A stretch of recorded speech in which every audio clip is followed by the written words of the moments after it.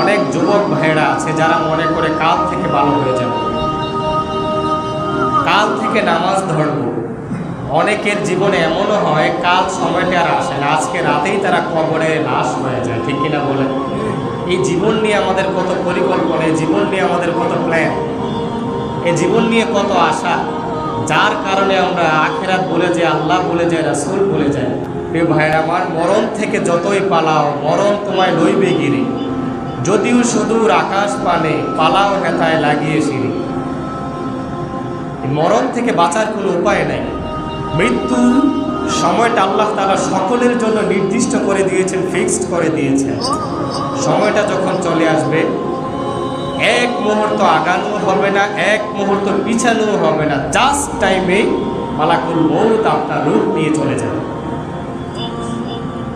অথচ এই মিছে দুনিয়ার জন্য আমাদের কত বাহাদুরি, এই মিছে দুনিয়ার জন্য আমরা আল্লাহকে ভুলে যাই, নামাজ পড়ি না, আমরা আল্লাহর ইবাদত করি না, রাসূল সাল্লাল্লাহু আলাইহি ওয়াসাল্লামের সুন্নাহ মানি না।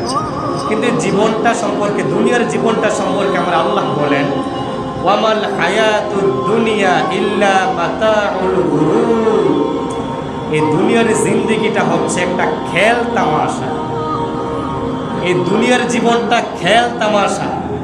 আবার আল্লাহ রাব্বুল আলামিন বলেন, বাল তুফিরুনাল হায়াতাদ দুনিয়া ওয়াল আখিরাতু খায়রুন ওয়া আবকা।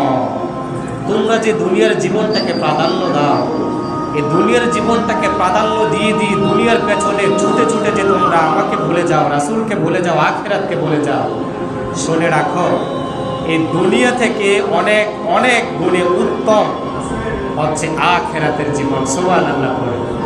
এই কারণে প্রিয় ভাইরা আমার, প্রিয় বাবারা আমার, আমি অনুরোধ করে বলব, দুনিয়ার জন্য তো আমরা অনেক করলাম, আখিরাতের জন্য কি সামান অর্জন করলাম একটু কল্পনা করে, একটু আত্মসমালোচনা করে নিজেকে নিজে জিজ্ঞেস করে, আমার 5 ওয়াক্ত নামাজ কি ঠিক মতো পড়া হয়?